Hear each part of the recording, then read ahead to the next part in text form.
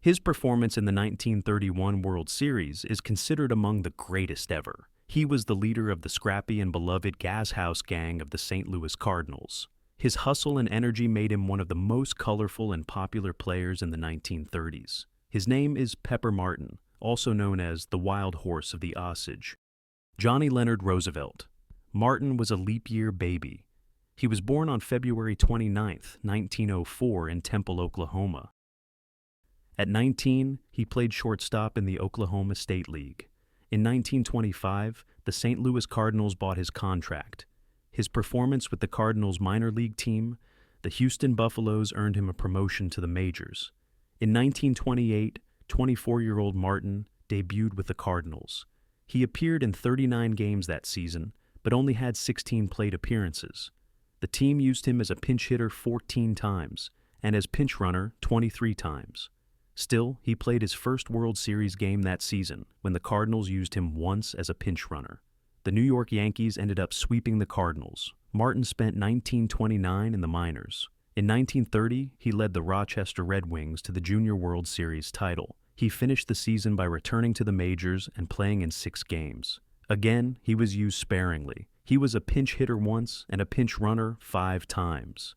In 1931, Martin finally became a full-time player. He replaced veteran center fielder Taylor Douthit, who was slumping. Martin hit well enough, and the Cardinals traded Douthit to the Reds. Martin had a 2.2 WAR and batted an even .300. He had 32 doubles, 8 triples, 7 home runs, 75 RBIs, and 16 stolen bases. He also had an .818 OPS. The 1931 World Series was a rematch of last year's series in which the Philadelphia Athletics won 4 games to 2. It was a star-studded affair. Both the Philadelphia Athletics and Cardinals won over 100 games and were led by Hall of Famers. Each team also had 5 future Hall of Fame players.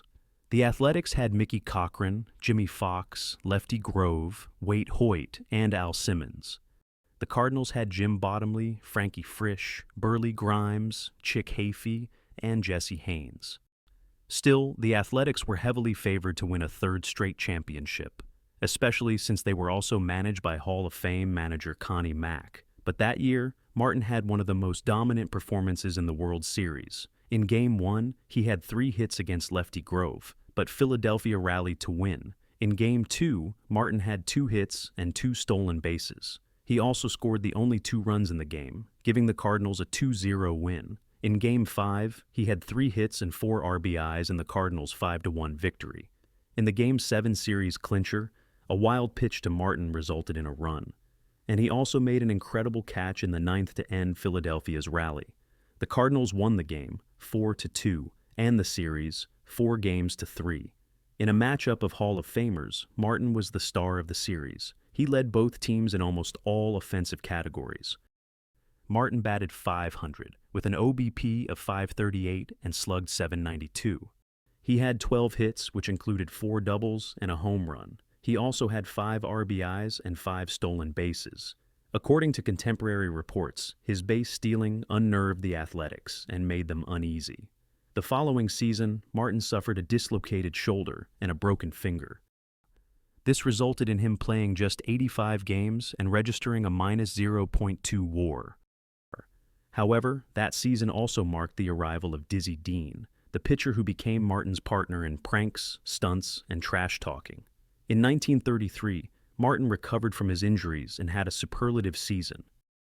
He had a 6.1 WAR and led the league in runs and stolen bases. He batted .316 with 8 home runs, 36 doubles, 12 triples, and 57 RBIs. He was also a starter in the first ever All-Star game and finished 5th in the MVP voting. By this time, Martin had established himself as the team's spark plug. He was not afraid to crowd the plate, which was dangerous as batting helmets were not yet mandatory. He also got in brawls and charged at fielders to break double plays. Once, he barreled into Cubs second baseman Billy Herman and started a bench-clearing brawl. He also argued with umpires, resulting in fines and ejections. As one sports writer once wrote, Martin didn't argue balls and strikes. He declared war on them. In 1934, he led the league in stolen bases with 23 and was again named an All-Star. The Cardinals also won their fifth pennant in 9 seasons, as in 1931 they faced a formidable AL team. Legends Mickey Cochrane, Charlie Gehringer, and Hank Greenberg led the Detroit Tigers. The Cardinals won the hard-fought series, 4-3. Martin batted .355 with 11 hits, including 3 doubles and a triple. He also scored 8 runs and had an OPS of .928. However, he also set a World Series record with 4 errors. He finished his World Series career with a .418 average, a .467 on-base percentage, and a .516 slugging average. He scored 14 runs, had 23 hits including 7 doubles, 1 triple, and a home run. Martin also stole 7 bases. He still holds the series record for the highest batting average for players with at least 50 at-bats. In 1935, he was selected to his 3rd consecutive All-Star game. He batted .299 with 41 doubles, 6 triples, 9 home runs, and 54 RBIs to go with 20 stolen bases and 121 runs. The following season, his streak of All-Star selections ended, but he led the league in stolen bases for the 3rd time with 23. Martin would appear in only 265 games in the next 3 seasons. He was still a competent hitter, as he hit .306 but couldn't stay on the field. After the 1940 season, the Cardinals named him as the player-manager of the Sacramento Solons of the Pacific Coast League. He was already retired, but in 1944, the lack of ball players because of World War II gave him a chance for a comeback. He played in 40 games and batted .279. The Cardinals won the pennant, but Martin did not play in the postseason. After his major league career, Martin continued as a player, manager, and coach in the minors. His fiery and competitive nature continued. In 1945, he punched one of his players for not playing hard enough. In 1949, he was suspended for choking an umpire. 2 years later, he was also arrested when he went to the stands to punch a spectator. Martin retired with a 21.8 WAR in 4,117 at-bats and 1,189 games. He batted .298 with 501 RBIs, 270 doubles, 75 triples, 59 home runs, and scored 756 runs. He also stole 146 bases. In 1992, he was inducted into the Oklahoma Sports Hall of Fame. In 2017, he was enshrined into the St. Louis Hall of Fame.